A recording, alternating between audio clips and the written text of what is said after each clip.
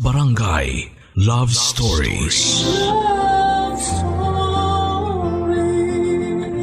Yung nagagawa noong kabataan natin na pinagbibigyan lang natin dahil nga tayo ay bata pa lamang.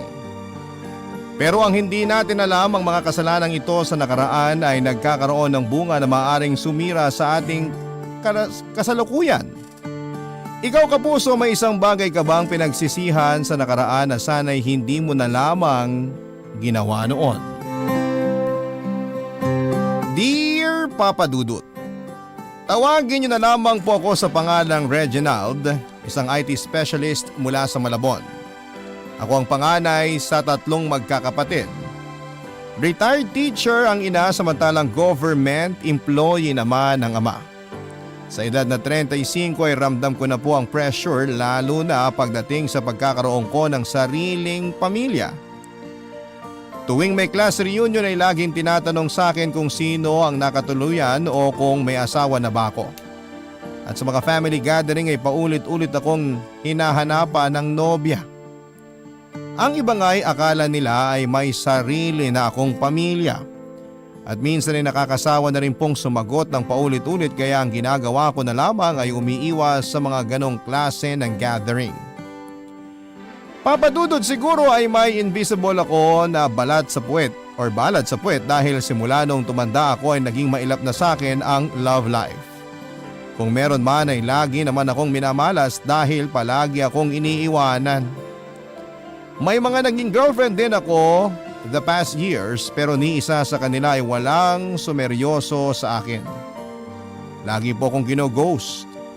Ang iba ay nagsasawa kaagad, ako ang laging ipinagpapalit, Papa Dudut. Kaya naman dumating na lamang ako sa point na napagod na akong paglaruan ng mga babae. Kaya hindi na ako naghanap pa. Maghihintay na lamang ako ng babaeng darating kung meron mang ibibigay sa akin, si Destiny. Pero Papa Dudut, kung ako ay handang maghintay ng babaeng mapapangasawa, ang lolo ko na si Lolo Julio ay hindi na makapag-antay pa. Matagal na kasi niyang hinihiling sa akin na magkaroon ng apo sa tuhod. Nangako naman ako sa kanya na bibigyan ko siya ng apo balang araw, pero lumipas na lamang ang mga taon ay hindi ko pa natutupad ang pangako kong yon. Gusto kasi niya na bago siya mamatay ay maranasan ulit niyang mag-alaga ng bata katulad ng ginawa niya sa tatay ko at sa aming magkakapatid.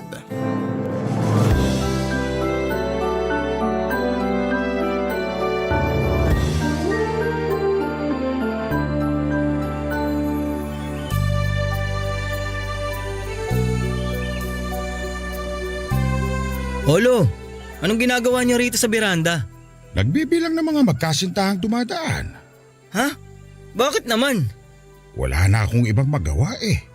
Wala namang magandang palabas sa TV. Ayaw nyo naman akong palabasin para mamasyal.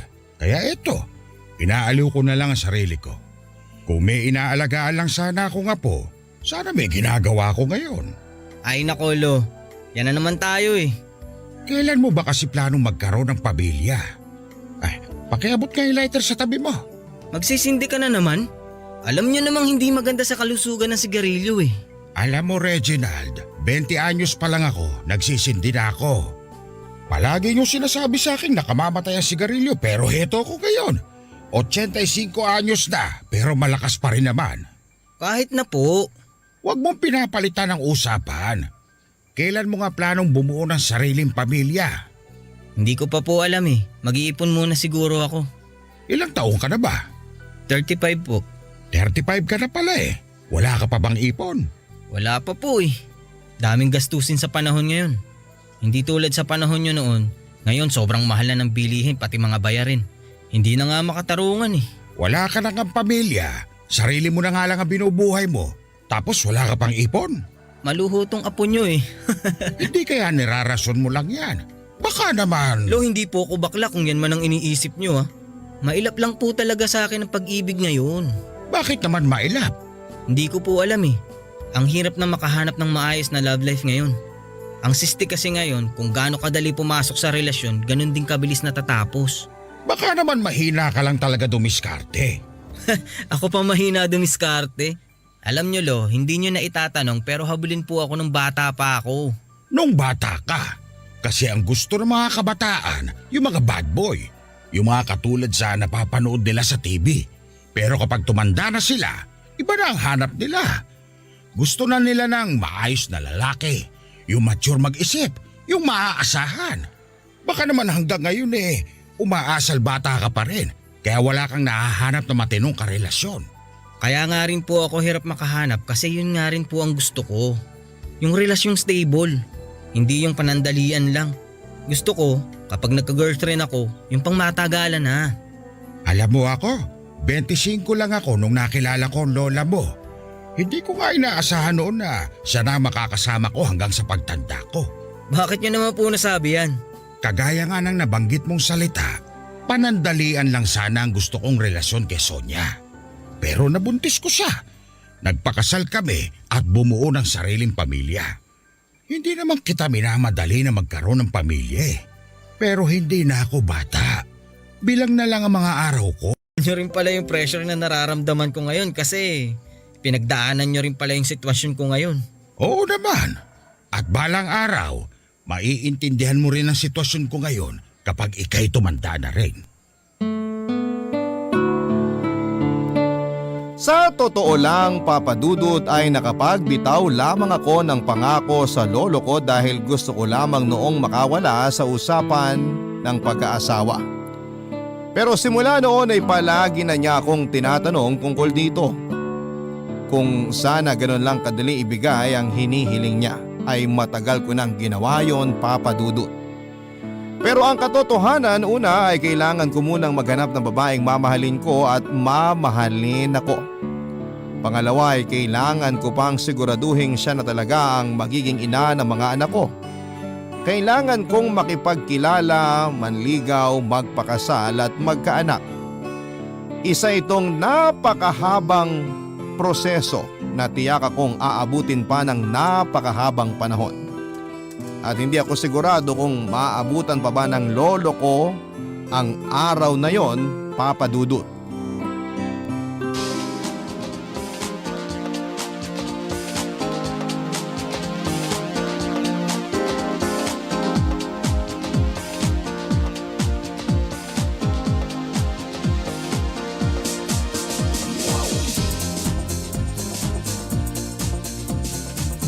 Dan! Uy, Reginald! Long time no see! Grabe, ang laki ng katawan mo ngayon ah. Tatay na talaga ang datingan. Chong, araw-araw ko nakikita sarili ko sa salamin. Hindi mo na kailangang ipaalala pa na mataba ako. Pero di ba dapat good news yan? Kasi sabi nila, kapag tumataba raw ang lalaki, ibig sabihin nasa tamang babae siya. Kaya pala hanggang ngayon, payat ka pa rin. Wala ka pang asawa? Tagal na akong walang balita sa'yo ah. Wala namang bagong balita sa akin so hindi ka pa huli. Asawa? Wala. Matumal eh. Di nga, totoo ba? Parang imposible namang mangyari yan. Ikaw, wala pang asawa? Oo nga. Anong mahirap paniwalaan dun? Wala pa akong mahanap na matinong babae na wife material eh. O baka naman ikaw ang hindi matino. Bakit ako? Matino na ako, matagal na. Hindi na ako katulad ng dati. Bakit? Ano ka ba dati? Alam mo na yun. Siyempre naman, alam na alam ko yun. Ako kaya ang may first-hand experience sa college life mo. Reginald the Great, ang kinaiinggitan ng mga kalalakihan sa campus kasi never nawala ng girlfriend. Pinipilahan ng mga babae. Maraming reserve at options, hindi lang sa school, kundi pati sa iba't ibang universities. Pero anong nangyari? Ba't hanggang ngayon wala ka pang asawa? Ewan ko nga eh. Naubos na siguro yung kamandag ko. Sa edad kasi nating to, hindi nahabulin ng mga bad boy. Ang hinahanap na nila, yung lalaking kayang mag-provide sa kanila ng maayos na pamilya. Alam mo, parehong-pareho kayo ng sinabi ng lolo ko. Pero hindi naman na ako bad boy eh. Good boy na ako ngayon. Talaga? Kailan ka huling nagkaroon ng relasyon? 3 years ago. Totoo? Nagbago ka na nga, Chong. Pero for the worst ata yung nangyari. Hindi kaya karma na yan sa dami ng niloko mong babae noon? Hindi naman siguro. Lahat naman tayo dumaan sa ganong klase ng relasyon eh. Yung mapaglaro, puppy love, ganun. Pero alam mo, nakaka-pressure din pala no, na wala kang maipakilalang asawa o girlfriend man lang. Matagal na akong ginugulo ng lolo ko kung kailan ko raw siya mabibigyan ng apo sa tuhod eh. Ha? Eh di ba may anak ka na? Ako? Kailan pa ako nagkaanak? Okay ka lang? May mali ba sa memorya ko? Kasi sa pagkakaalala ko, nagkaroon kayo ng anak ni Cassandra, di ba? Yung ex mo nung college? Si Cassandra? Oo, may mali na nga sa memorya mo. Kasi alam naman nating lahat na hindi niya sigurado kung ako ang tatay ng batang dinadala niya noon. Yun ba talaga ang totoo? Hindi ba front mo lang yun para hindi masira yung pangalan mo? Chong naman, si Cassandra, mabubuntis ng ibang lalaki? Eh ikaw yung boyfriend niya nung panahong yun. Malay ko ba? Si Cassandra ang pinag-uusapan natin ha. Yung babaeng mas conservative pa kaysa kay Maria Clara. Tingin mo maniniwala ako na ibang lalaki ang nakabuntis sa kanya? Alam nating pareho na ikaw ang tatay ng baby. Huwag na tayong maglokohan. Paano ko naman nakakasiguro? Sa akin mo talaga tinatanong yan? Akala ko ba nagbago ka na? Hanggang ngayon ba? Hindi mo pa rin mapangatawanan na may nabuntis kang babae? Wala na tayo sa college. Wala ka ng pangalang kailangang isalba. Matandahan na tayo para dyan. Huwag mo nang lokohin sarili mo. Dahil alam nating dalawa ang totoo. Ay, tatlo pala tayo kung isasama natin si Cassandra. Hindi talaga ako sigurado eh. Wala naman siyang patunay na ako ang tatay ng baby niya. E di alamin mo. Para may maiharap ka na sa lolo mo na apo sa tuhod. Actually, kung hindi pa nabanggit ni Dan ang pangalan ni Cassandra ay hindi ko siya maaalala, Papa Dudut. Matagal na siyang nawala sa isipan ko pero noong mapag-usapan namin ni Dan ang tungkol sa kanya ay parang recap sa isang teleserye na nanumbalik lahat sa utak ko ang nakaraan naming dalawa. Sa ibang university nag-aral noon si Cassandra, Papa Dudut. Naging girlfriend ko siya for 1 year noong nasa 3rd year college pa lamang kami. Tahimik siyang babae at hindi mahilig makipag-socialize sa mga tao dahil hindi siya marunong nito. Loyal siya at mabait. Sa katunayan, siya ang pinakamabait na naging girlfriend ko. May pagka-conservative rin dahil nagtatrabaho sa simbahan ang pareho nitong mga magulang. Bago kami magtapos sa college ay natapos ang relasyon naming dalawa dahil nabuntis si Cassandra. Nagulat ako, Papa Dudut, dahil kahit na active ang sex life namin noon ay maingat akong tao. Kaya naman laking gulat ko na lamang noong nalaman kong nagdadalang tao siya. Tinakbuhan ko pa ang bata, Papa Dudut. Pinalabas ko na hindi ako naniniwalang ako ang ama ng ipinagbubuntis ni Cassandra. Nang mga panahong yon ay natakot kasi ako na malaman ng mga magulang ko na nakabuntis ako, lalo na't sobrang strikto nila pagdating sa pag-aaral ko. Dahil sa mga nangyari ay hiniwalayan ko si Cassandra. Ang huling naging balita ko sa kanya ay tumigil siya sa pag-aaral at simula noon ay hindi na kami nagkita pa. Lumipas ang mga panahon, Papa Dudut. Maging ako ay naniwala na sa sarili kong kasinungalingan na nagawa noon, Papa Dudut. Barangay Love Stories. Barangay Love Stories. 2006 noon at aminado naman po ako na may pagka-chick boy ako noon. Karaniwan ay 1 buwan lamang ang nagiging pahinga ko ng walang girlfriend. Hindi ako proud dito ngayong matanda na ako pero hindi nyo rin naman po ako masisisi noon dahil isa lang naman akong hamak na binata na lapitin ng mga kababaihan. Matangkad po ako 6 flat kaya ginamit ko ang height kong ito para maging basketball varsity. Dito po ako nagsimulang makilala hindi lamang sa buong campus kundi pati na rin sa ibang universities. Sa pamamagitan nito ay nakilala ko si Cassandra na noon ay nag-aaral sa isang kilalang eskwelahan. Mahiyaing tao si Cassandra, Papa Dudut. Sa katunayan ay ang kaibigan niyang si Angie pa ang unang nakipagkilala sa akin at nagsabing nagkakagusto sa akin ang friend niyang si Cassandra. Dahil maganda naman siya at pasok sa standards ko noon ay naisipan namin ni Dan na makipagkita sa magkaibigan. Doon na po nagsimula ang love story namin ni Cassandra. Matagal na raw siyang may gusto sa akin. Sakto namang single ako noon kaya kinagat ko na nga po ang opportunity at nakipagrelasyon ako sa kanya kahit na ang totoo ay wala naman talaga akong nararamdaman para kay Cassandra noon. Siguro at that time ay kailangan ko lamang ng matatawag na girlfriend. Hindi po kasi ako sanay noon na single, Papa Dudut. Kalaunan ay napasagot ko rin naman si Cassandra at naging girlfriend ko siya.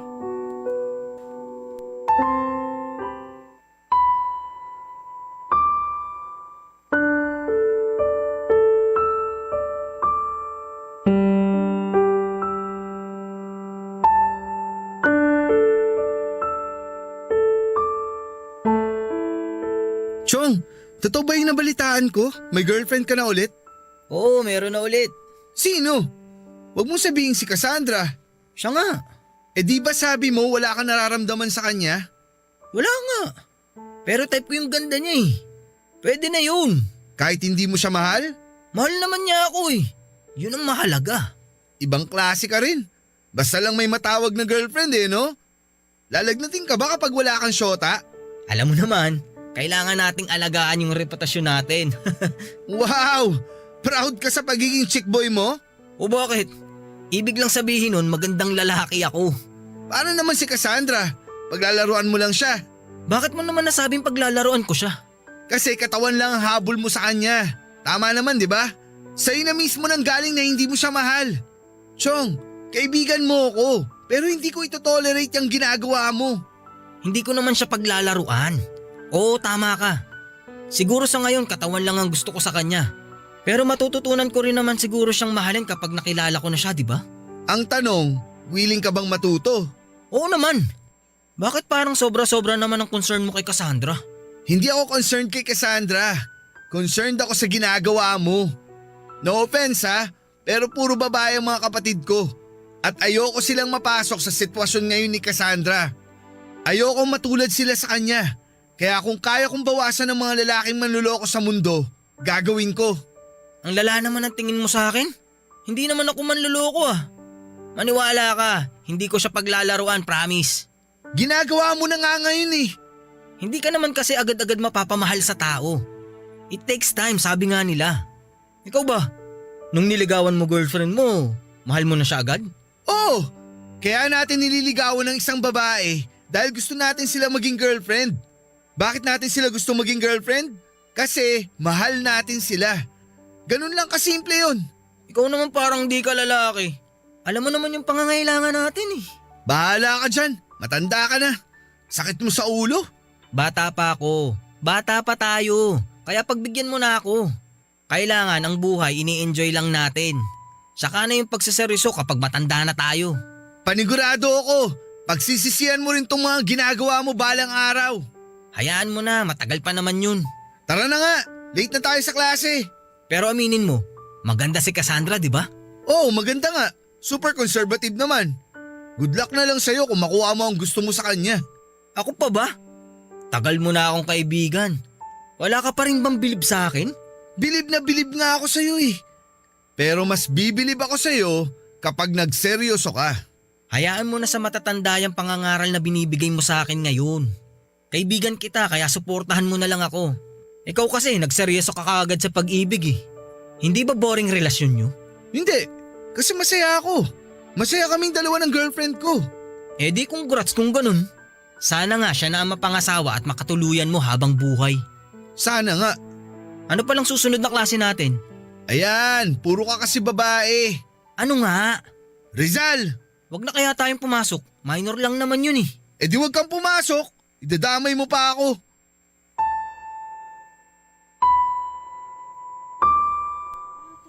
Papa Dudut, hindi ko natupad ang pangako ko kay Dan na hindi ko paglalaruan ang puso ni Cassandra. Sinubukan ko namang mahalin siya pero hindi talaga compatible kami sa isa't isa. Para siyang buwan at ako naman ang araw. Hindi kami nagpapang-abot. Hindi siya mahilig sa mga bagay na gusto ko at hindi naman ako makarelate sa mga bagay na gusto niya. Sa huli ay unti-unti ring nagsawa ako sa kanya. Nang mga panahong yon ay naghahanap na lamang ako ng tiyempo para makipaghiwalay kay Cassandra. Napapansin ko na kasi noon na habang tumatagal ay palalim na ng palalim ang pagtingin niya para sa akin. Ayoko na pong patagalin pa ang relasyon namin dahil alam kong kapag nagtagal pa ito ay lalo lamang masasaktan si Cassandra. At ayaw ko rin namang gawin yon sa kanya. Naghihintay na lamang ako noon ang kaunting pagkakamali niya na pwede kong gamitin para maghiwalay kaming dalawa. Ang problema nga lang, Papa Dudut, ay sobrang bait ni Cassandra at wala akong makitang butas na pwede kong gamiting rason para makipaghiwalay. Kahit na nagpapaka-toxic na ako noon ay palaging siya ang nag-giveaway. Siya ang nag-a-adjust. Siya lagi ang umiintindi. Hindi siya controlling at hindi rin selosa at kahit na anumang gawin ko ay never akong nakarinig ng reklamo mula sa kanya. Pero hindi rin nagtagal, Papa Dudut, ay tadhana na mismo ang nag-decide. Isang bagay ang nangyari kay Cassandra at eto na po ang ginamit ko na opportunity para hiwalayan ko siya.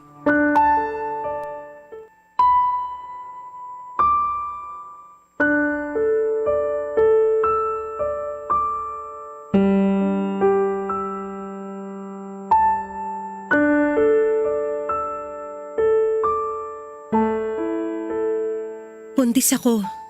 Dan, tawagan na lang kita mamaya ah. Basta yung pinapasuyo ko, idaan mo na lang sa bahay. Ha? Okay, bye. Ano ulit yon? Sorry, hindi kita narinig. Reginald, buntis ako. Ano? Sigurado ka ba? Oo, sigurado ako. Pero sinong ama? Tinatanong pa ba yan? Ikaw, syempre, sino pa ba? Sigurado ka bang akong nakabuntis sa'yo? Aba, anong gusto mong palabasin? Na nakikipagkita ako sa ibang lalaki? May ibang lalaki ako at siyang nakabuntis sa akin, ganon? Gusto ko lang naman makasigurado. Sigurado ako. At wala akong ibang lalaki kung yan man ang iniisip mo. Pero paano nangyari yun? Paano ka nabuntis? Gumamit naman ako ng proteksyon ah. Hindi ko rin alam. Palaisipan din sa akin yan. Magpates ka ulit. Paano mo ba nalaman? Nagpiti ka ba? Magpates ka ulit. Ulitin mo. Baka may mali kang nagawa kaya nag-positive. 3 beses ko na ginawa. Positive lahat, Reginald. Buntis ako. Anong gagawin natin ngayon? Hindi ko alam. Ikaw ang lalaki. Ikaw dapat ang makasagot niyan. Bakit ako? Ikaw yung buntis. At ikaw yung bumuntis sa akin. Reginald, natatakot ako. Anong sasabihin ko sa mga magulang ko? Hindi ko alam sa'yo. Mas matakot ka sa parents ko. Kapag nalaman ni Papa nakabuntis ako, malalagot tayo pareho. Pareho nating ginawa to kaya dapat pareho nating solusyonan tong problema natin. Hindi ba pwedeng ipalaglag mo na lang yan? Reginald! Matakot ka naman sa Diyos! Papatay ka ng bata! Anong gusto mo? Ipanganak mo yan? Mas matakot ka sa mga magulang natin. Hindi ako papayag sa gusto mo mangyari. Kung hindi ka papayag, hindi ko na problema yan. Binigyan kita ng solusyon at kung ayaw mo sa solusyon ko, bahala ka. Ang kapal ng mukha mo! Cassandra, masyado pa akong bata para maging tatay. Marami pa akong pangarap sa buhay. Hindi ako papayag na masira ang future ko dahil lang sa dinadala mo. Paano naman ako? Ikaw lang ba ang may pangarap? Ako rin meron. Pero hindi ako magiging walang hiya na tulad mo na basta na lang papatay ng bata dahil lang hindi ka pa handa.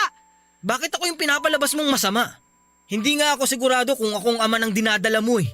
Asan ang pruweba mo? Nagka-amnesia ka ba? Gusto mo ipaalala ko sa iyo yung mga ginagawa natin? Sa bahay nyo? Sa boarding house? Sa kotse mo? Maingat akong tao. Cassandra, hindi ako basta-basta gumagawa ng katangahan. Kilabutan ka nga sa sinasabi mo?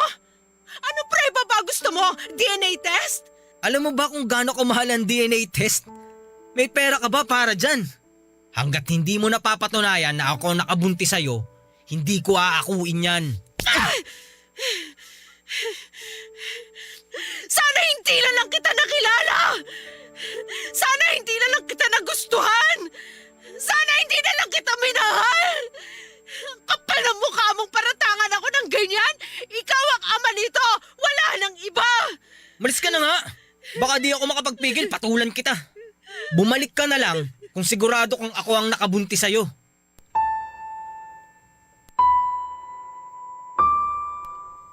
Papa Dudut, wala namang may gusto sa mga nangyari. Wala sa plano ko na buntisin si Cassandra dahil malaki ang takot ko sa mga magulang ko. Kapag nalaman nila ang nagawa ko ay sigurado akong hindi nila ako mapapatawad. Wala akong choice noon kundi ang takbuhan ng responsibilidad ko kay Cassandra at sa anak namin. Isa pa ay hindi pa po ako handa noon ng mga panahong yon. Wala akong alam sa pag-aalaga ng bata lalo na sa pagbuo ng pamilya. Mabilis na kumalat ang balitang nabuntis ko si Cassandra, Papa Dudut, pero pilit kong itinanggi ang chismis. Pinalabas ko na nabuntis ng ibang lalaki si Cassandra kaya ako nakipaghiwalay sa kanya. Alam kong labis na nasaktan si Cassandra sa mga ginawa ko. Binasag ko na nga ang puso niya, nasira na ang future niya, tapos ay maging ang pangalan niya ay minansyahan ko pa para lamang maisalba ang pagmumukha ko. Dahil buntis ay kinailangang tumigil sa pag-aaral ni Cassandra kahit na 1 taon na lamang ay gagraduate na sana siya. Nang malaman ni Dan ang nangyari ay hindi siya naniwala sa akin, Papa Dudut. Kahit papaano ay naging kaibigan na rin kasi niya si Cassandra simula noong naging girlfriend ko siya. Kaya kilala na rin niya ang ugali nito. At naniniwala si Dan na ako ang ama ng dinadala ni Cassandra dahil alam naming pareho na hindi nito magagawang magpagalaw sa ibang lalaki. Dahil sa mga nangyari, Papa Dudut, ay unti-unting nagbago ang tingin ko sa mga kababaihan. Nagseryoso na ako sa buhay at hindi na basta-basta pumapasok pa sa relasyon. Sa pagtanda ko ay doon ko na lamang na-realize na hindi pala laro ang pag-ibig. Lahat ng ginagawa ko noong kabataan ko ay bumalik din sa akin, Papa Dudut. Noong natuto na akong magmahal ng totoo at yon ay tunay na nararamdaman ko na nang nag-mature na ako, Papa Dudut. Barangay Love Stories. Barangay Love Stories. Matapos kong makausap si Lolo Julio ay isinugod siya sa ospital dahil sa pneumonia. Agad naman siyang nagamot at nakauwi rin kalaunan. Pero dahil dito ay mas na-pressure lamang ako dahil pinaalala lamang nito sa akin na limitado na lamang ang buhay ng lolo ko. Pero sa pagkakataong ito ay nabigyan ako ng pag-asang tuparin ang hiling niya dahil kay Cassandra. Kung noon ay parang imposible nang mangyari ang gusto ni lolo, ngayon ay may chance na bigyan ko ng apo sa tuhod si lolo dahil matagal na pala siyang meron. Kailangan ko lamang hanapin si Cassandra at ang anak ko sa kanya. Ang problema, Papa Dudut, ay nahirapan akong hanapin si Cassandra. Matagal na kasi akong walang balita sa kanya at isa pa ay 16 years na ang lumipas. Huli ko siyang nakita noong college pa lamang kami at hindi pa naging maganda ang hiwalayan naming dalawa. Sinubukan ko ang swerte ko sa social media pero hindi ko siya nahanap dito. Baka siguro ay hindi siya gumagamit ng Facebook o kung meron man ay iba ang ginagamit niyang pangalan kaya hindi ko siya mahanap-hanap. Nagtanong-tanong din po ako sa mga batchmates ko sa pagbabaka sakaling alam nila kung saan nakatira si Cassandra pero dahil sa ibang university siya noon nag-aaral ay karamihan sa kanila ay nakalimutan na kung sino ang babaeng tinutukoy ko. Ang naging last resort ko na lamang, Papa Dudut, ay ang kaibigan kong si Dan.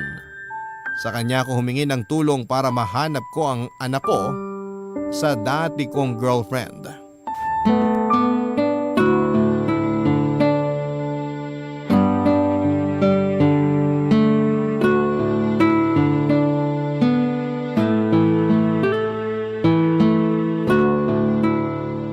Totoo ba yung nakita ko? Na ano? Dumating ka ng naka-big bike? Marunong ka na palang magmotor ngayon? Siyempre, nagbabago rin ng tao. Ano ang akala mo? Kasi nung college, takot na takot kang magmotor. Tinuturuan nga kita kaso sabi mo ayaw mo. Kasi takot kang maaksidente. Noon yun. Ikaw nga eh. Dating chick boy. Pero ngayon, huling-huli ka na sa batch natin. Halos lahat may pamilya na. Ikaw, single pa rin. Sa bagay, tagal na rin nating hindi nagkita. Kailan nga tayo huling lumabas? Nung kasal pa ata ng tropa natin, no? Oo, 3 years ago na yata yun. Ganun talaga ang buhay. Nag-iiba na ang priorities natin eh. So anong meron ngayon? Ba't bigla ka nag-aya na makipagkita? Hindi na ako magpapaligoy-ligoy, Dan. Wala na kasi kung ibang mapagtanungan. Magbabaka sakali ako na baka alam mo kung saan nakatira si Cassandra. Si Cassandra? Bakit naman bigla ka nagka-interest sa ex mo? Gusto kong makilala yung anak ko sa kanya. Hindi ba masyadong late na yan? 16 years late ka na para magpakaama sa anak mo, Chong. At least, better late than never, di ba? Teenager na yung anak mo ngayon. Tingin mo matatanggap ka pa niya bilang tatay niya? Hindi ko malalaman kung hindi ko susubukan. Yun lang. Paano mo siya hanapin kung hindi mo naman alam kung nasaan si Cassandra ngayon? Kaya nga tinatanong kita eh, wala ka bang balita sa kanya? Matagal na akong walang balita sa kanya eh. After college, wala na kaming communication sa isa't isa. Siyempre, magkaibigan tayo. Kaya mas lalo ka lang niya naaalala the more na kinakausap ko siya. Kaya nahinto na yung communication namin. Ay, paano ngayon to? Teka. Tingin ko friends kami sa Facebook ni Angie. Sinong Angie? Yung kaibigan ni Cassandra. Hindi mo na ba maalala? Siya yung nag-approach sa'yo noon tapos ipinakilala niya sa'yo si Cassandra. Naaalala ko na. Sa tingin mo, alam niya kung saan nakatira si Cassandra ngayon? Siguro. Subukan ko siyang i-message. Pasuyo na lang, Chong. Para naman makilala ko rin ang anak ko. Paano kung hindi ka tanggapin ni Cassandra? Okay lang. Ang mahalaga sa akin, kilalanin akong tatay ng anak ko. Hindi mo nga kinilala yung bata noon eh. Bakit ka naman niya kikilalaning tatay ngayon? Konting support naman dyan. Lahat naman tayo nagkakamali eh. Kapag kinilala kang ama ng bata, anong sunod mong gagawin?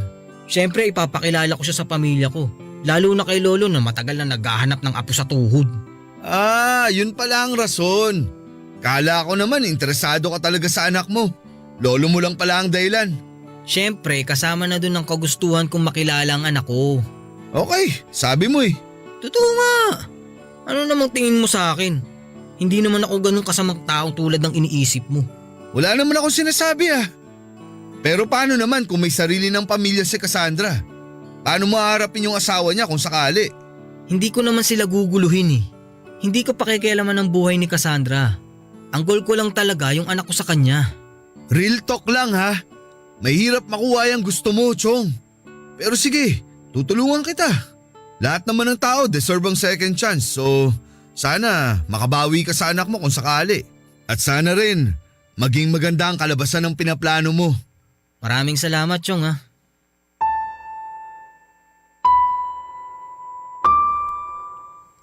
Papadudod sa tulong ni Dan ay nahanap ko kung saan kasalukuyang nakatira si Cassandra. Nasa Antipolo siya ngayon ayon sa kaibigan niyang si Angie at aaminin ko po na medyo kinakabahan ako noon na makipagkita kay Cassandra lalo na noong malaman kong may sarili na siyang pamilya. Alam ko na napakalaki ng kasalanan ko sa kanya, hindi lang sa kanya kundi maging sa anak namin.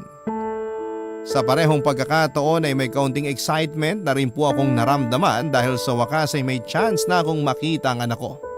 Kahit na hindi ako tanggapin ni Cassandra ay tingin ko'y may karapatan pa rin naman ako sa bata dahil ako ang ama niya. Handa akong harapin ang anumang galit sa akin ni Cassandra, ang mahalaga ay makilala ko ang anak ko. Para magkaroon ng tapang ay nagpasama ako kay Dan, Papadudut. Hindi ko na po noon pinatagal pa ang paghihintay. Agad kaming nagpunta sa Antipolo para kitain si Cassandra. Pagkarating namin sa tinitirhan nila ay nagulat po ako sa mga nakita ko. Malayong malayo na si Cassandra mula sa babaeng nakilala ko noong college. Malaki ang ipinayat niya at mas matanda na ang itsura nito kesa sa edad niya. Parang hindi rin gaano maganda ang estado ng buhay nila ngayon at base rin sa mga nakita ko sa lagay niya ngayon base na rin po sa mga nakita ko sa kung saan siya nanunuluyan, Papadudot, ay mababakasan ng paghihirap siya.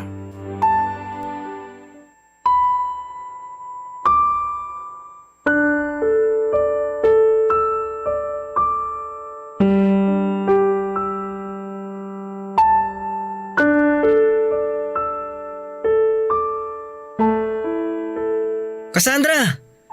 Naaalala mo pa ba ako? Si Reginald? Hindi mo na kailangan magpakilala.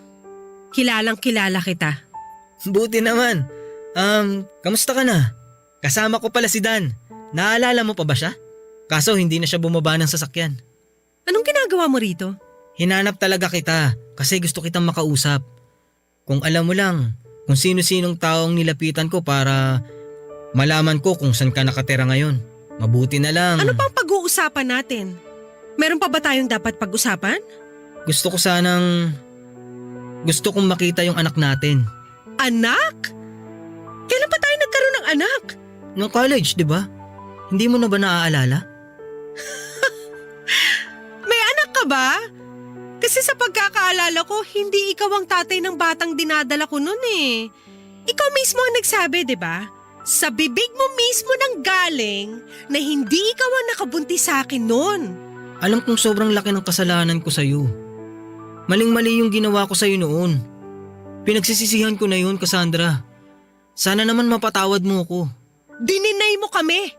Ako at yung mismong anak mo, tinalikuran mo, Reginald. Tapos ngayon ka lang magsisisi sa mga ginawa mo? Masyado pa kasi tayong bata nun eh. Natakot lang ako. Hindi ko alam ang gagawin ko nun. Kaya mo ako tinakbuhan? Okay lang sana eh kung yun lang ang ginawa mo, kaso hindi eh. Sinira mo pangalan ko, gumawa ka ng kwento para bumango ang pangalan mo. Ako ang nag-suffer doon. Alam ko yun. Maniwala ka. Kinahihiya ko ang mga ginawa ko sa'yo noon. Kaya sorry kung nasaktan kita. Sorry na tinakbuhan ko kayo ng anak natin. Sana talaga mapatawad mo na ako. Wala na magagawa ang sorry mo. Nangyari na ang nangyari. Wala na magbabago kaya patawarin man kita o hindi. Magalit ka sa akin, okay lang. Deserve ko naman lahat ng galit mo eh. Naiintindihan kita. Pero sana wag mong ipagkait sa akin ang karapatan ko na makilala kong anak ko. Nawala na yung karapatan mo sa bata simula nung araw na itinanggi mo siya. Please, Cassandra. Lakas ng loob mo magpakita sa akin ngayon after ng ginawa mo? Ang kapal na mukha mong magsabi na may karapatan ka sa anak ko. Alam mo ba na dahil sa nangyari, natigil ako sa pag-aaral? Dahil sa pagtalikod mo sa amin, ikinahiya ako ng mga magulang ko. Alam mo ba kung anong feeling nun? Alam mo ba kung gaano kasakit maiwan ang taong minamahal mo? Talikuran ng mga magulang na akala mong susuporta sa'yo? Alam mo ba yung feeling na makitang unti-unting nawawala sa mga kamay mo yung pangarap na pinaghirapan mo? Cassandra. Gabi-gabi, tinatanong ko ang sarili ko, what if hindi na lang ako nakipagkita sa'yo nung araw na yon? What if hindi na lang kita nakilala? What if hindi ko na lang ipinagkatiwala sa'yo yung puso ko? Siguro broadcaster na ako ngayon. Siguro masaya na ako ngayon kasama ang sarili kong pamilya. Pero hanggang what if na lang ako eh. Kasi ang realidad, nandito ako ngayon. Araw-araw na problemado kung paano ko bubuhay ng 5 kong anak kasamang asawa kong walang kwenta. Tapos bigla ka na lang magpapakita sa akin sakay na mag-ara mong sasakyan? Ang kapal-kapal na mukha mo, Reginald! Please, nagmamakaawa ako sa iyo, Cassandra. Malis ka na. Willing naman akong tumulong basta wag mo lang itago sa akin ang anak natin. Gusto ko lang siyang makita. Gusto ko siyang makilala. Aalis ka ba o tatawag ako ng barangay? Kung ayaw mo siyang ipakita sa akin, kahit pangalan lang niya. Kahit yun lang ang ibigay mo sa akin. Hindi ko naman kayo guguluhin eh. Kapag ba sinabi ko ang pangalan niya, titigil ka na? Oo, promise. Clarice. Clarice ang pangalan niya. Kung gusto mo siyang makita, nasa Memorial Park siya ngayon. Doon siya nakalibing!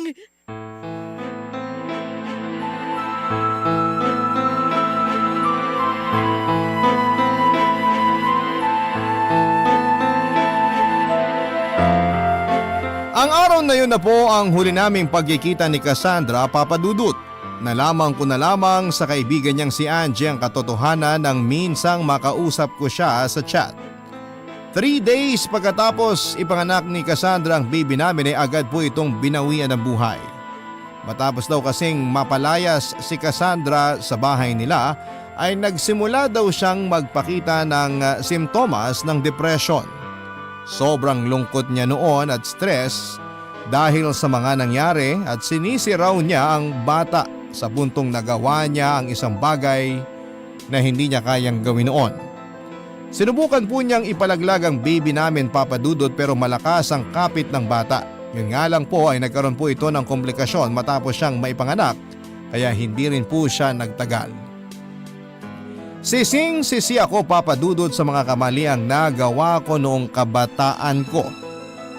Kung hindi ko sana sila tinakbuhan noon, kung pinanindigan ko lang sana ang pagiging tatay ko sa bata, baka sana'y kasama ko na ang anak ko sa ngayon.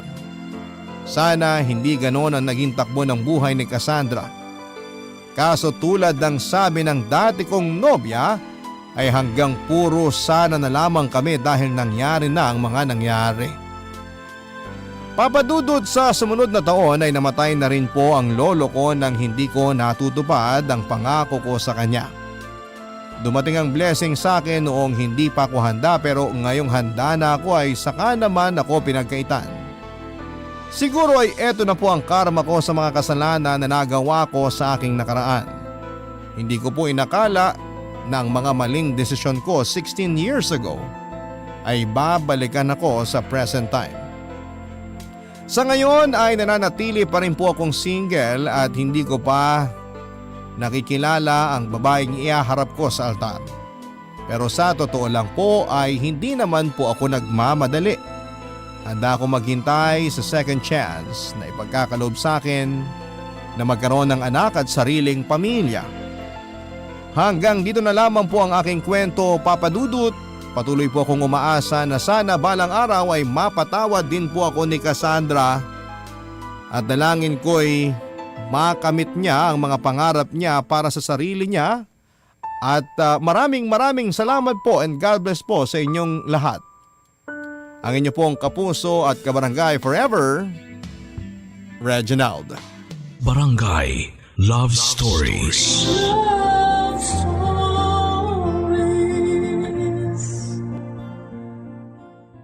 Barangay LS 97.1 Number 1 Forever. Kabarangay, i-share mo ang iyong barangay love stories. Sabay-sabay nating pakinggan ang iyong kwento ng pag-ibig, buhay at pag-asa. Ipadala lang sa barangaylovestories@yahoo.com. Ang mga kwento ng pag-ibig, kwento ng buhay at kwento ng pag-asa dito sa Barangay Love Stories. Love Stories. Hindi bulag ang pag-ibig, lalo na kung nakalaan ito sa tamang tao. Kaya nga kahit na ano pang kakulangan natin ay hindi yun hadlang para magmahal tayo at mahalin. Ikaw, kabarangay, meron ka bang minamahal? Dear Papa Dudut, bata pa lamang ay lagi nang sinasabi sa akin ng lola ko na wala daw sukatan ang pag-ibig. Ibig sabihin, kapag nagmahal ang tao ay hindi nito tinitingnan ang pisikal na katangian ng taong minamahal niya. Kumbaga ay tinatanggap niya yon ng buong buo, lalo na kung hindi na yon mababago pa. Siyempre, naniniwala ako sa lola ko dahil akala ko kasing bait niya ang lahat ng tao. Yun bang tanggap niya kahit na ano pang kakulangan mo basta mabuti kang anak at may respeto sa mga magulang mo? Kaya lang noong nagkaisip na ako at medyo nasakta na ang puso, doon ko napagtanto na may sukatan pala ang pag-ibig. Bago ko po ipagpatuloy ang istorya ko ay pabati muna ng isang magandang araw sa inyo at sa mga kabarangay natin. Ako po si Joseph o mas kilala sa alias kong Jumbo, taga Santa Rosa, Laguna. 32 years old, isang cook at negosyante na may pinapatakbong kainan kung saan ay gumagawa at nagbebenta kami ng pizza at pasta na sinimulan namin ng best friend kong si Omar. Matagal na talaga naming pangarap na mag-business. nitong si Omar. Simula noong nakaipon kami sa pagko-call center agent. Iklaro ko lang na local call center yung napasukan namin. Natanggap kami ng isang local business dito sa Pilipinas. Kaya mga Pinoy din ang tumatawag sa amin. Ang bait nga nila roon kasi tumatanggap sila ng empleyado kahit na high school lamang ang tinapos. Pasyon namin pareho ni Omar ang pagluluto kaya nag-decide kaming sumugal sa pagbibusiness at nagsimula lang kami noon sa kiosk at isang oven. Hirap na rin kasi ako sa biyahe noong pumapasok ako sa call center dahil sa kondisyon ko. Maliit kasi ako, Papa Dudut. Kung tawagin ay bansot at madalas natuksuhing unano. 4 feet flat lamang kasi ang taas ko. Pero masipag naman akong tao, Papa Dudut. Noong nasa call center pa kami ni Omar ay lagi akong umaangkas sa motor niya para sabay kaming pumasok sa trabaho. Pero kapag di pareho ang shift namin ay nagko-commute po ako. Bagay na medyo challenging sa akin dahil sa kalagayan ko. Malaki raw ako noong pinanganak kaya binigyan ako ng palayaw na jumbo. Pero noong papalaki ay doon na napansin na maliit ako. Nakakatawa nga nung una kasi jumbo ang palayaw ko pero bansot naman ako. Simula pagkabata, tampulan na ako ng tukso. Lalo na ng mga kaklase ko sa eskwelahan. Kaya high school lang ang tinapos ko kasi medyo na-trauma ako sa klase ng panunukso sa akin. Mahirap lang din ang pamilya namin at maaga akong naulila sa mga magulang noong magkasunod na namatay sina nanay at tatay dahil sa karamdaman. Buti na lamang at meron akong super lola na nagtaguyod sa akin. Kaya nangako ako sa sarili ko na hindi ako susuko hanggat hindi kami umaasenso at hindi ko nabibigyan ng malwang pamumuhay ang lola ko.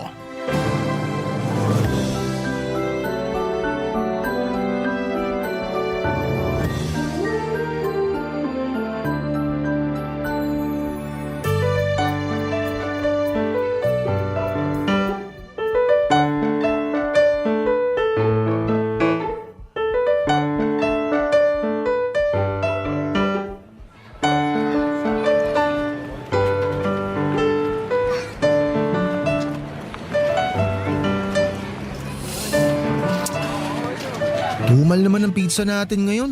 Hindi kasi tayo active sa business page natin sa Facebook. Baka kulang tayo sa engagement kaya hindi dinadag sa paninda natin. Ang sabihin mo, dumarami mga kakumpetensya natin.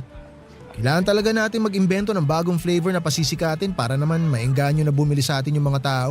Ganun naman sa negosyo. May mga araw na malakas paninda mo, there naman yung ganito, matumal. Pero ayos lang. Kasi pag pinagtsagaan naman natin to, alam ko balang araw, maikilala rin itong tindahan natin ng pizza at pasta. Alam mo tol, pag ikaw talaga nagsalita, gumagaan loob ko. Sigurado bang paggawa ng pizza at pasta yung gusto mong i-pursue? Oo naman. Bakit hindi? Baka kasi gusto mo magpalit ng ginagawa. Maging motivational speaker ka kaya? Alam mo naman passion ko na talagang pagluluto kahit maliit pa ako. Ay, maliit pa rin pala ako hanggang ngayon. Ay, nga pala tol. Kumusta yung bebot mo? Bebot? Oh, yung sabi mong sexy, chinita, maputi, makinis ang balat, blandang buhok. Yung mukhang imported na kachat mo. Di ba magkikita kayo nun? Natuloy ba? Oo! Natuloy naman. Natuloy pala eh, ba't wala kang kinukwento? Nakakasama ka naman ng loob, tol. Drama mo, di bagay sa'yo, uy. Magkwento ka na lang habang wala pa tayong customer. Ano ba ikukwento ko wala namang nangyari. Lupit talaga nitong tol ko. Gusto may mangyari agad sa unang kita pa lang ng bebot niya. Pinagsasabi mo, hindi ganun yun. Biro lang. Alam ko namang good boy ka eh. Mana ka sa akin. O ano na nga, paano walang nangyari? Nung nakita niya kasi ako, biglang naging cold siya. Hindi na siya sweet katulad sa chat. Tanong sagot na lang, ganun. Hala, nagulat ba siya kasi... Unano ako. Bakit, di ba niya alam? Alam niya. Sinabi ko naman sa kanya, kaya lang, hindi pa rin yung garansya na magugustuhan niya ako pagkatapos namin mag-date. Tama nga ako, kasi kinabukasan, binlock niya na ako sa messenger. Ni walang goodbye? Block agad? Oo, Lakas naman ang amats nun. hayaan mo na. Hindi naman natin mapipilit ang isang tao na magustuhan tayo kung ayaw nila sa atin. Pero kung umasta siya nun para magjowa na kayo, Sabi mo pa nga, di ba, nag-I love you siya sa'yo? Oo, tapos nadala ko. Akala ko kasi magkaka-girlfriend na ako ulit. Kaso wala. Bokya. Hirap talaga pag ganitong di normal. Anong di normal pinagsasabi mo? Maliit ka lang. Pero normal ka pa rin sa paningin namin ng lola mo. Pati na rin sa paningin ng iba nating tropa. Yung tumitingin sa'yo at nanguhusga na para bang may mali sa'yo, sila yung hindi normal. Salamat. Pinagaan mo loob ko. Pwede ka na rin pala maging motivational speaker eh. Malaki kaya kita sa ganun?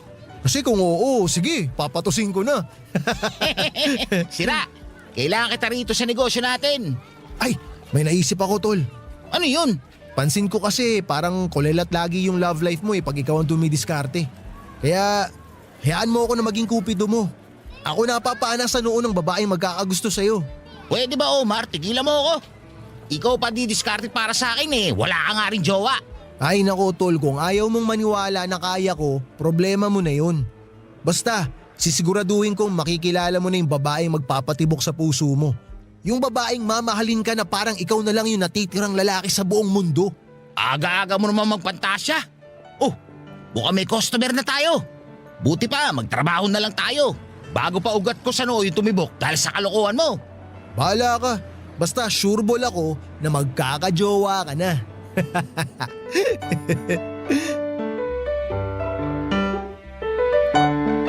Kahit nabansot ako, sabi nila ay may itsura daw ako.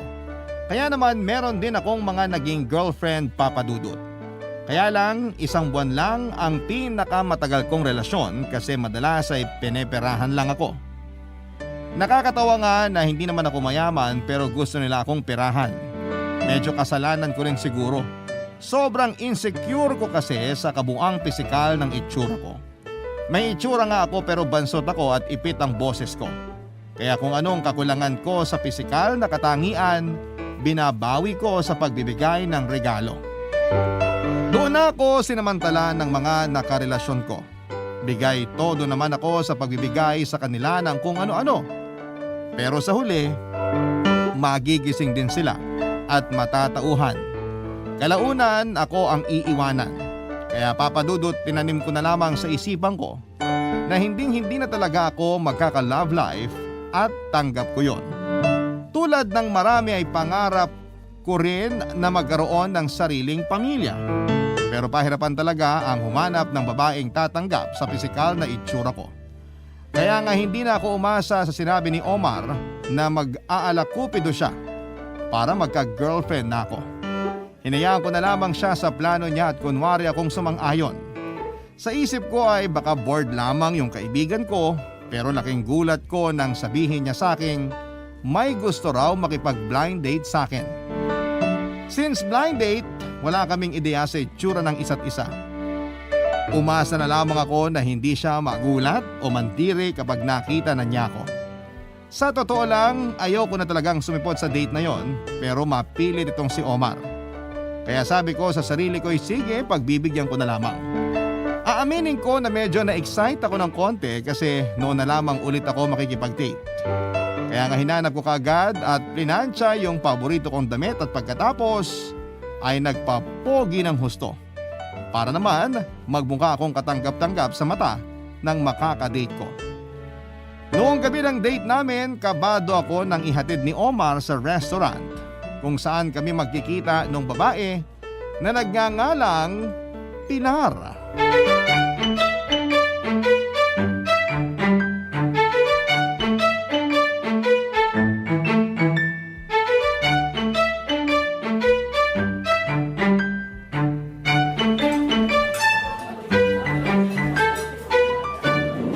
Wow, ang ganda naman dito sa restaurant na pinagdalan mo sa akin. Yung totoo, si Omar nakadiscover nito. Sabi niya maganda raw dito, saka masarap yung pagkain kaya dito niya tayo dinala. Talaga? Mukhang tama nga siya. Pero alam mo kung ano pa yung maganda bukod sa restaurant na to? Ano? Yung nasa harap ko. Ikaw. Ay, ang corny naman. Corny na pala pagsasabi ng totoo. Eh di salamat.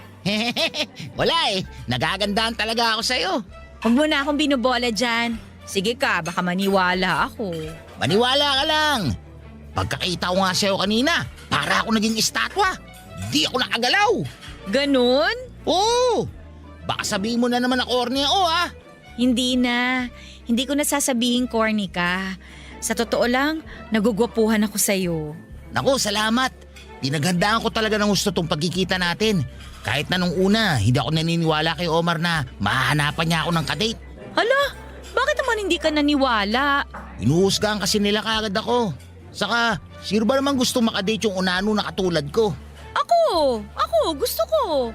Tsaka bakit naman hindi kita magugustuhan? Nung una pa lang, ramdam ko nang mabait ka. Kawalan nila kasi hindi ka muna nila kinilala. Hayaan mo na sila ng mga nanghuhusga sa'yo. Ang mahalaga, hindi ka gumagawa ng masama. At saka hindi ka nanlalamang ng tao, no? Salamat Pilar, kasi naiintindihan mo ako.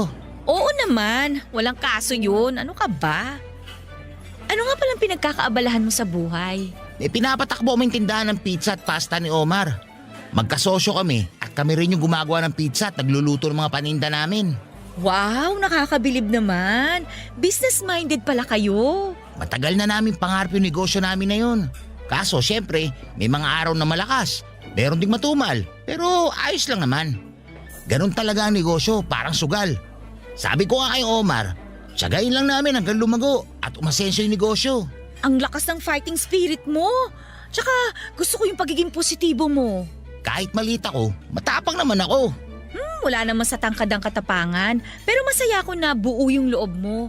Basta huwag ka lang makikipagbasagan ng bungo sa ibang tao ha. Ibang klaseng tapang na yun. Pwede ka nang masaktan. Siyempre, di naman ako basagolero. Turo sa akin ng lola ko nung bata pa ako. Gamitin ko lang daw tong kamao ko para protektahan yung mga taong mahal ko. Hindi para makipag-away kung kani-kanino. Kaya yun, dala-dala ko yung bili niya hanggang pagtanda ko. Kaya lalo kitang hinahangaan eh. Ibang-iba ka sa lahat ng mga lalaking nakadate ko. Karamihan kasi sa kanila medyo mayabang tsaka may pagka-judgmental. Hindi na siguro mawawala yung mga judgmental na yan. Pero ang importante, alam natin yung halaga natin bilang tao. Oo naman. Salamat kasi pinaalala mo sa akin yan. Walang anuman. Oh, paano? Kain na tayo? Medyo lumalamig na kasi itong pagkain natin. Sige, magkwento ka pa. Anong gusto mo ikwento ko? Kahit na ano, yung tungkol sa lola mo. Nako, matatawa ka rito.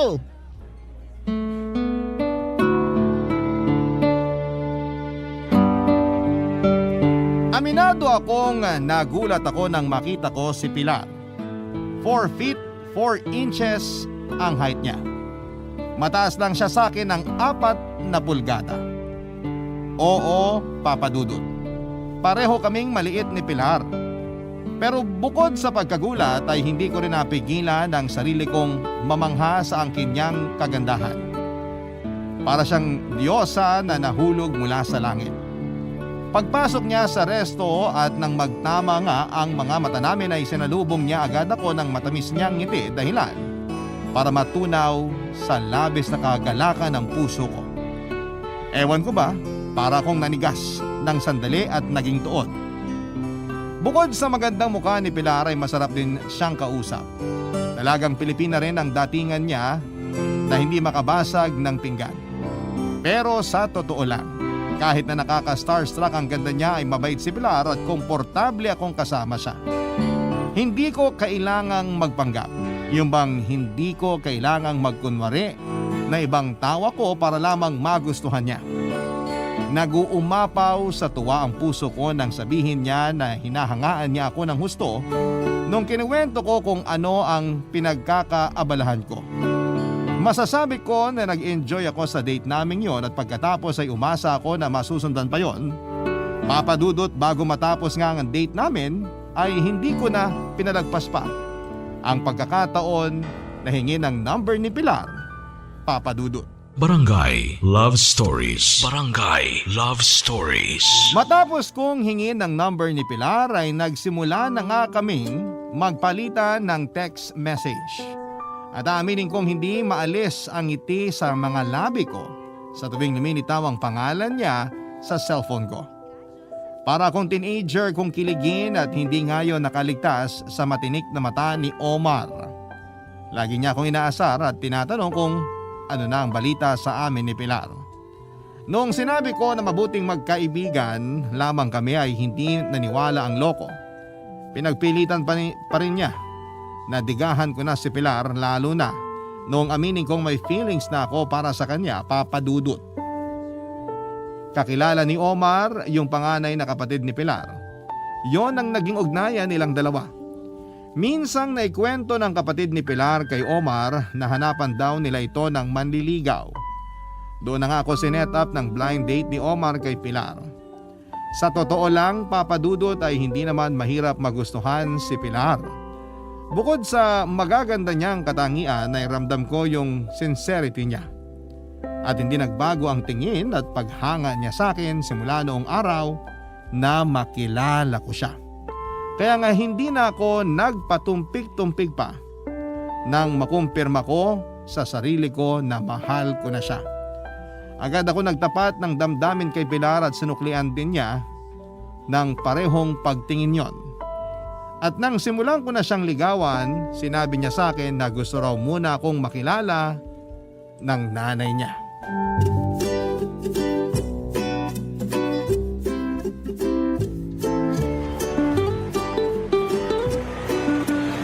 Tol, kinakabahan ako. Gusto raw ako makilala ng mama ni Pilar. Oh, anong problema dun? Siyempre ganun talaga kasi nililigawan mo yung anak niya eh. Alam ko naman yun. Kinakabahan lang ako kasi syempre, first time ko na makikilala yung nanay ng nililigawan ko. Para ka naman di lalaki. Huwag kang kabahan. Dinadaga ka agad dyan maliit na bagay lang naman yun. Parang nung unang date nyo lang yan ni Pilar. Cool ka lang.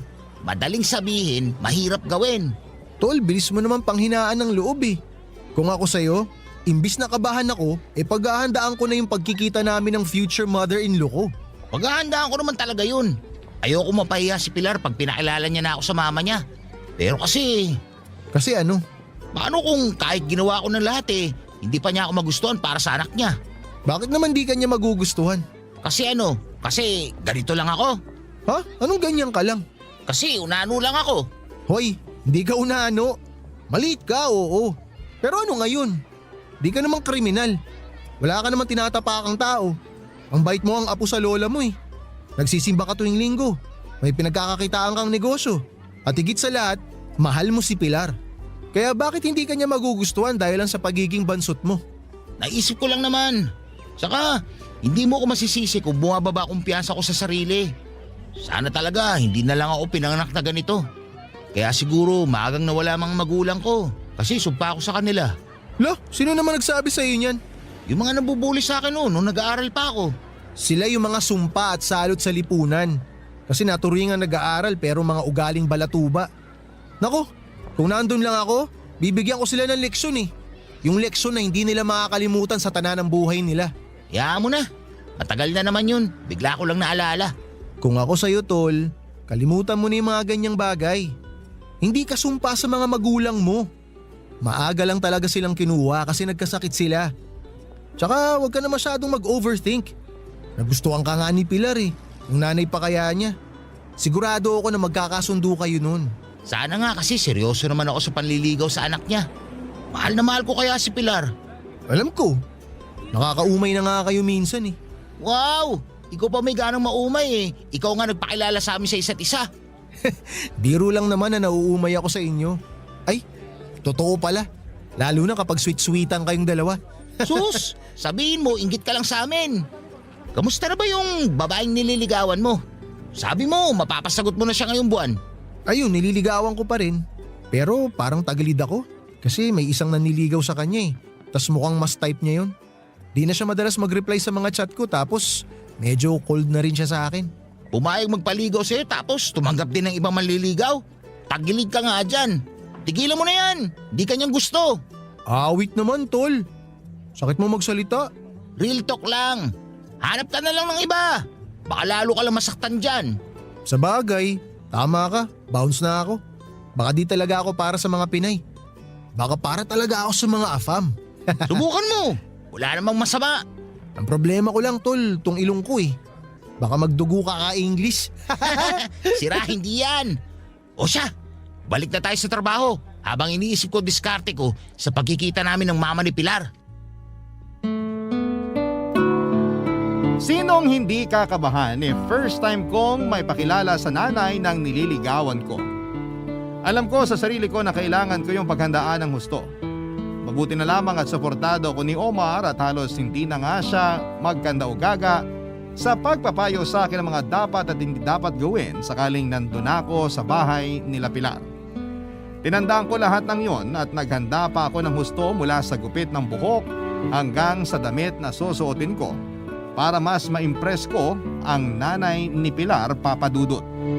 Counting background muna kay Aling Rosa na nanay ni Pilar.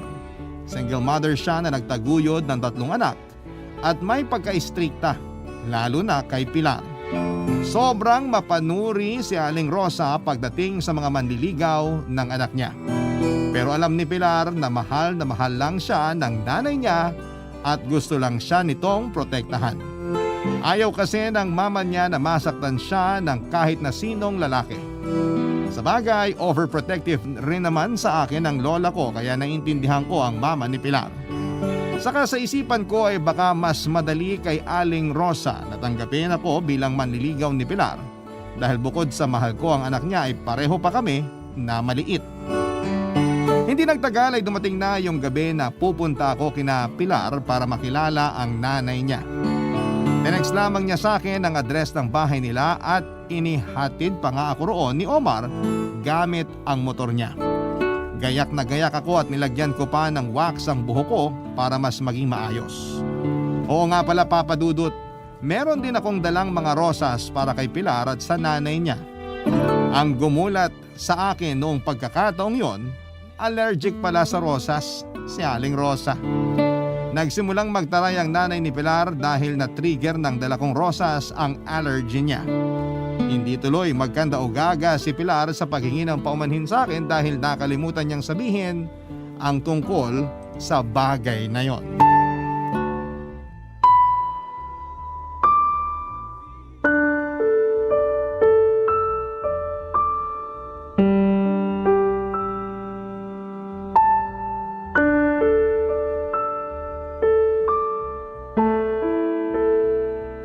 Nako, eto kasing si Jumbo Buti na lang talaga na inuman ko agad ng gamot yung allergy ko kung hindi lumala. O ngayon alam mo na, sa susunod, wag ka nang magdadala ng rosas dito ha? Opo, pasensya na po kayo.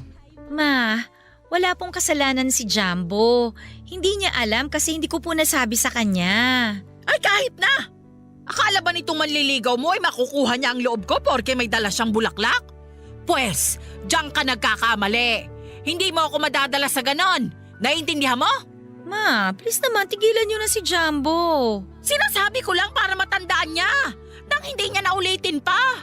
Bakit kailangan yung sabihin kay Jumbo yan? Wala naman siyang ginawang masama sa inyo. Nagmagandang loob na nga siya na dalan kayo ng bulaklak. Tapos ganyan pa kayo magsalita sa kanya. Aba bakit? Dapat ba maging mabait ako? Hindi nga ako masaya na makilala yung manliligaw mo. Ma! Sorry Jumbo ha. Hindi naman ganyan si mama Okay lang naman ako. Saka karapatan naman ng mama mo na sabihin yung nararamdaman niya. Mabuti naman at nakakaintindi ka. Akala ko tulad mo ring maliit ang utak mo Hoy, aminin mo nga. Ginayuma mo ba tong anak ko? Hindi ko po ginayuma si Pilar. Sinungaling. Hindi ako naniniwala sa'yo. Hoy lalaki. Base sa tono ng pananalita ko at sa pakikitungo ko sa'yo, sana gets mo nang ayaw kita para sa anak ko. Ano na lang ang mangyayari kung magkatuluyan kayo? Ano pong ibig niyong sabihin, Ma? Paano kung pagtawanan kayo kasi pareho kayong maliit? Sa liit itong si Jumbo? Tingin ko may pagkaunano na to Ayoko mangyari na pagtawanan kayo, nak. Kaya wag ka na sa lalaking yan. Tiyak ako na marami ka pang makikilala. Kaya wag ka magsettle dito kay Jumbo. Ikaw, Jumbo, usapang matino. Layuan mo na ang anak ko. Naintindihan mo?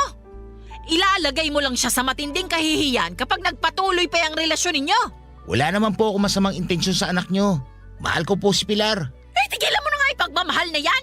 Sigurado ako na sa una ka lang magaling. Tapos hindi magtatagal, iiwan at sasaktan mo rin ang anak ko. Hindi po ako perpektong lalaki. Pero hindi ko magagawang saktan si Pilar. Sige nga, paano mo bubuhayin yung anak ko? Mukhang wala ka namang ipon. Saka palugi na rin naman yung sinasabi mong negosyo nyo. Baka lalong hindi mo mabigyan ng magandang buhay tong anak ko. Masyado naman po kayong advance mag-isip, ma. Tsaka huwag niyo namang insultuhin ang negosyo ni na Jumbo. Marangal po yun tsaka napakasipag nila ng kaibigan niya. Hindi ko mamaliitin kung sikat yon at dinadagsa ng mga tao. Hindi ko nga kilala yung tindahan nila eh. Nagsisikap po kami ng kaibigan ko na palaguin yung tindahan namin. Hindi po kami sumusuko kahit na may mga araw na matumal talaga yung benta. Gusto ko sanang humanga sa lakas ng loob mo. Pero di mo ba naiisip na baka kaya matumal ang benta ninyo? Kasi hindi naman talaga masarap yung tinitinda ninyo. Ma, sumusobra na kayo. Kapakanan mo lang ang iniisip ko. Nanay mo ko. Kaya normal sa akin na mag-alala sa'yo kung sakaling ito lang ang makakatuluyan mo. Wala kayong future na dalawa. At sigurado ako na gagawing katatawanan ng mga tao yung relasyon ninyo. Pag nagkatuluyan kayo nitong si Jumbo, malaki ang posibilidad na puro maliliit ang maging anak ninyo. Eh di pamilya na kayo ng mga bansot. Tapos ano? I-interviewin kayo ni Jessica Soho? Lalabas kayo sa TV na pamilya ng mga bansot? Kung anong iniisip niyo, ma, hindi na kayo nahiya. Ikaw ang mahiya! Isipin mo ang kahihiyan na dadalhin mo sa pamilya natin sakaling magkatuluyan kayo niyan! Normal na lalaki ang pakasalan mo! Para may pag-asa na normal ang height ng mga apo ko at hindi mga bansot! Alam kong maliit na ako pero lalo pa akong nanliit pagkatapos ng pagkikita namin yon ng nanay ni Pilar. Hindi kasi gano'n ang inisyal na reaksyon na inaasahan ko kaya naman nasaktan ako ng husto. Bukod doon ay harap-harapan niya ring nilait ang pagkatao ko at ininsulto ang kabuhayan ko. Bagaman nandun si Pilar para sawayin ang nanay niya. Sa mga sinasabi nito sa akin ay hindi ako tanga para hindi maramdamang ayaw niya sa akin para sa anak niya, Papa Dudut. Kahit na sinabi kong kay Pilar na ayos lamang ako, ang totoo ay malungkot ako ng gabi na nagkahiwalay kami. Kahit nga noong nakasakay na ako sa motor ni Omar matapos niya akong sunduin kina Pilar, ay kapansin-pansin, Papa Dudut, ang pananahimik ko. Doon na ako inusisa ng tsismoso kong kaibigan at hindi ko na rin napigilan ang sarili ko na ikwento sa kanya ang kabuuan ng nangyari sa pagkikita namin ni Aling Rosa. Kitang-kita ko na nagkulay hinog na kamatis. Sa pula ang mukha ni Omar dahil sa galit niya sa mga nalaman niyang yon, Papa Dudut. Barangay Love Stories. Barangay Love Stories. Noong nakapag-move on na ako sa nangyari sa unang pagkikita namin ni Aling Rosa, siya namang ngit-ngit pa rin sa galit ni Omar. Bilang best friend ko at para ko na ring kapatid ay hindi raw siya makakapayag na insultuhin ako ng nanay ni Pilar. Na-appreciate ko naman ang concern niya sa akin pero sinabihan ko siya na tigilan na ang pagsasalita ng kung ano-ano tungkol kay Aling Rosa dahil nanay pa rin ito ng babaeng mahal ko. Nakinig naman sa akin si Omar at sa kabilang banda ay nagpatuloy pa rin naman ang komunikasyon namin ni Pilar, Papa Dudut. Sa katunayan, dahil na rin siguro sa panlilibak sa akin ng nanay niya, ay mas lumalim lang ang feelings namin ni Pilar sa isa't isa. Hanggang sa isang araw ay sinorpresa niya ako ng matamis niyang oo sa date namin. Noong oras na yon ay hindi ko talaga napigilan ang sarili ko na humiyaw at magtatalon sa sobrang tuwa. Ang saya-saya ko na sa wakas ay girlfriend ko na ang babaeng mahal ko. Pero dahil alam namin na magiging issue sa mama niya ang pagiging magkasintahan namin, nagkasundo muna kaming ilihim ito at yun nga lang, Papa Dudut, ang pagtatago sa relasyon namin ay hindi rin po nagtagal.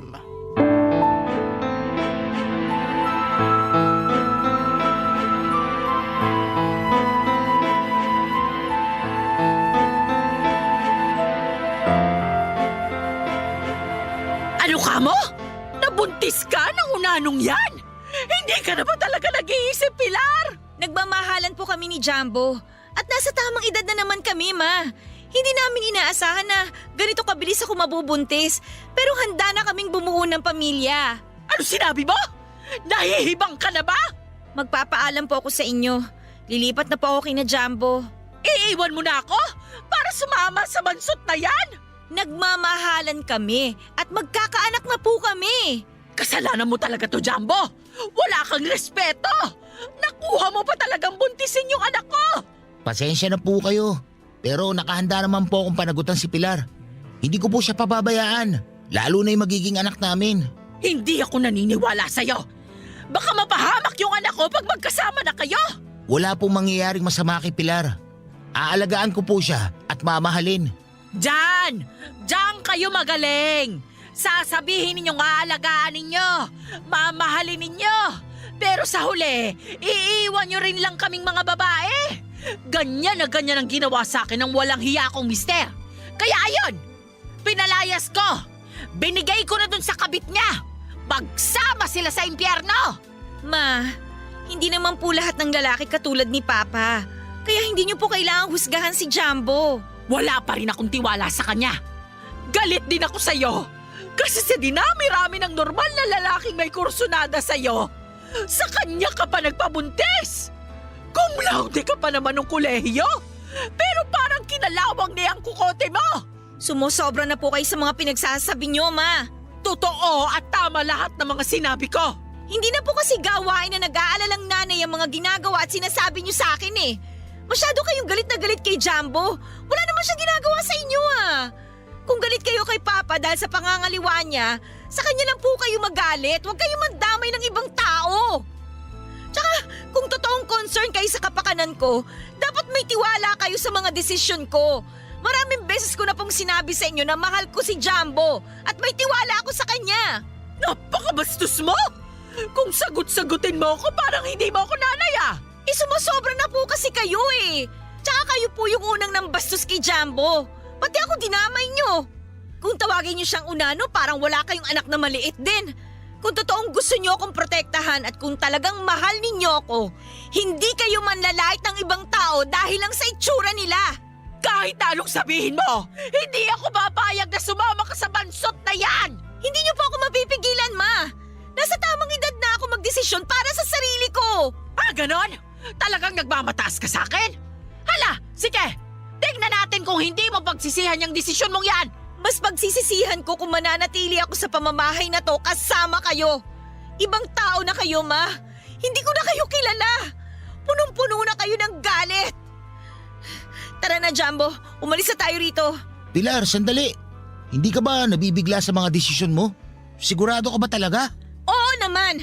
Siguradong sigurado ako. Masaya ako na pinili akong ipaglaban ni Pilar. Pero malungkot kami dahil kailangan pa nilang magkasira ng nanay niya. Alam ko kasi kung gaano niya kamahal at nirerespeto si Aling Rosa. Pero sinigurado naman sa akin ni Pilar at buo ang desisyon niyang sumama sa akin, lalo pat magkakaanak na kami. Agad ko siyang sinama sa inuupahan naming apartment ni Omar pero hindi nagtagal ay bumukod din kami. Nag-work from home si Pilar at mas lalo kong sinipagan sa negosyo. Gusto ko kasing makaipon ng sapat para sa panganganak ni Pilar at para na rin po sa pamilyang bubuuin namin. Kasabay ng pagsisikap ko sa pagtatrabaho, ang pareho naming dasal ni Pilar ay sana ay hindi magmana sa amin ang magiging anak namin. Lumipas nga ang 9 na buwan, ipinanganak via normal delivery ang baby boy namin na malusog at pinangalanan namin siyang Ezekiel. Nagtulungan kami ni Pilar sa pagtataguyod sa pamilya namin kahit na hindi pa rin nawala yung panlalait at pangmamata ng ibang tao dahil sa kalagayan namin. Madalas naming naririnig na dahil pareho kaming bansot ay matik na magiging bansot din ang mga anak namin. Hindi nagtagal ay nag-decide si Omar na mag-ibang bansa para doon magtrabaho at puntahan na rin ang girlfriend niya kaya ibinigay na niya sa akin ang negosyo naming dalawa. Sa awa naman ng Panginoon ay mas napalago ko yon sa loob ng 3 taon. Sa kagustuhan kong mas mapaganda pa ang estado ng pamumuhay namin ni Pilar, nag-apply ako ng housing loan. Sa awa ng Diyos ay nakakuha ako ng pasok sa budget sa Santa Rosa, Laguna. Mabilis naman akong nakahanap ng maliit na pwesto sa negosyo ko malapit sa bahay na nilipatan namin. Papadudot na sundan pa ng isa pang healthy baby girl ang panganay namin. Pinangalanan naming Diana ang aming bunso at siya ang kumumpleto sa simple at masaya naming pamilya.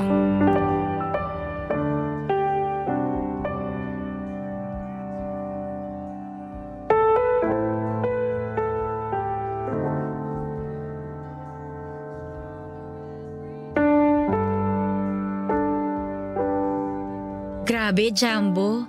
Hindi pa rin ako makapaniwala na nakalipat na tayo sa bago nating bahay. Tapos, sakto pa kasi lumalaki na yung pamilya natin. Lahat ng ito nagbunga dahil sa pagsisikap at pagtutulungan natin. Sobrang saya ko, Pilar, kasi unti-unting natutupad ang mga pangarap natin. Pero sa totoo lang, ikaw lahat ito. Nahawa mo lang ako kaya tumatapang at lumalakas din yung loob ko. Bilang padre de pamilya, tungkulin ko na itaguhid kayo ng mga anak natin. Kayo ng mga anak natin yung inspirasyon ko.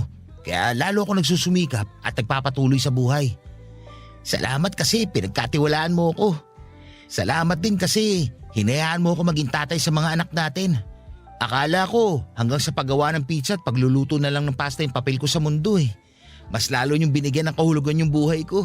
Binigyan mo rin naman ng kahulugan yung buhay ko. Pinatunayan mo sa akin na merong lalaki na magmamahal sa akin ng totoo. Kahit na ganito lang ako. Ang baba kasi talaga ng kumpiyansa ko sa sarili. Kahit na maraming nanligaw sa akin kasi maganda raw ako. Pero hindi ko maramdaman yung sincerity ng mga nanliligaw sa akin. Pakiramdam ko na-challenge lang sila. Tapos katagalan paglalaroan lang nila ako. Kaya mas lalo kong na-appreciate yung sarili ko. Kasi araw-araw mong pinapaalala sa akin na mahalaga ako at kamahal-mahal. At hindi ako magsasawang ipaalala sa'yo kung gaano kita kamahal. Maswerte ako na nakilala kita, na dumating ka sa buhay ko. Kayo ng mga anak natin. Kaya ipinapangako ko, lalo ako magsisika para mabigyan kayo ng magandang buhay at maayos na kinabukasan. Hindi mo naman kailangan solohin lahat ng pagsisikap para sa pamilya natin. Kasama mo ko. Pangako ko rin na lagi kitang tutulungan at susuportahan bilang nanay ng mga anak mo. Hindi na lang bilang nanay ng mga anak natin. Kasi gusto na kita maging asawa, Pilar. Ha? Alam ko na pinag-usapan nating hindi muna tayo magpapakasal hanggat hindi ka pa nakakapanganak noon sa panganay natin. Pero naurong na lang ulit yung plano kasi nag-focus tayo sa negosyo nung umalis si Omar. Tapos sobrang naging busy mo rin sa trabaho mo. Kaya nga ngayon na kumpleto na kasi nandito na ang bunso natin at nakalipat na tayo dito sa sarili nating bahay. Naisip ko na baka pwede ko nang hingi ng kamay mo para maging misis ko. Nagpo-propose ka ba sa akin? Oo! Pumapayag ka ba maging asawa ko? Oo naman. Nasan mo na yung singsing? Ay, oo nga. Teka, alam ko nilagay ko yun sa bulsa ng pantalon ko eh. Teka ha, kunin ko lang. Eto. Ang ganda naman. Siyempre, matagal ko nang pinag-ipunan yan kasi pinaghahandaan ko tong araw na to. Saka gusto ko maging espesyal yung paglipat natin dito sa bahay natin. Kaya ngayon ko talaga pinlano na mag-propose sa'yo. Ikaw talaga, punong-puno ka ng sorpresa. Uulitin ko yung tanong ko ha. Oh, sige. Marami tayong pinagdaanan at nalagpasan na magkasama. At wala na akong mahihiling pa sa Diyos kundi makasama ka bilang asawa. Pilar, will you marry me? Yes, I will marry you. I love you so much, Jumbo. I love you so much, Pilar! Woo! Magiging asawa na kita!